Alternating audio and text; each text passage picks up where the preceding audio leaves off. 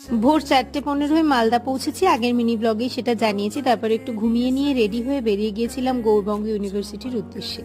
পৌঁছেছিলাম আমাদের মাননীয় শিক্ষামন্ত্রীর উদ্যোগে আয়োজিত একটা স্টেট কনভেনশনের জন্য। সমস্ত জায়গার প্রফেসররা এক জায়গায় সমবেত হয়েছিল মাননীয় শিক্ষামন্ত্রীর ডাকে। তো সেই উদ্দেশ্যে আমাদের কলকাতা থেকে মালদায় ছুটে যাওয়া। আমরা পৌঁছে গেছিলাম সবাই সেজে গুজে, যাচ্ছিলাম গন্তব্যস্থলের দিকে। তো পৌঁছে দেখলাম প্রচণ্ড ভিড়, এবং আমরা যে রেজিস্ট্রেশন করেছিলাম ডেস্ক থেকে, আমাদের রেজিস্ট্রেশনের যে ফাইলটা সেটা রিসিভ করার পরেই দেখলাম যে শিক্ষামন্ত্রী প্রবেশ করলেন। প্রচণ্ড ভিড়, একটা সেফ কর্নারেই দাঁড়িয়েছিলাম, আর দেখে বুঝতে পারছো সামনের দিকে বসার কোনো সৌভাগ্যই হয়নি, আর প্রচণ্ড গরম লাগছিল।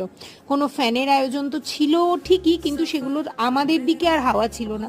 তো প্রচণ্ড গরমে ঘেমে নিয়ে আর ক্যামেরা অন করিনি। সেই দিনই সন্ধ্যাবেলা আবার ট্রেনে উঠেছিলাম, পরের দিন ভোরবেলা বাড়ি পৌঁছে গেলাম। ব্যাস, এভাবেই কাটলো মালদা সফর।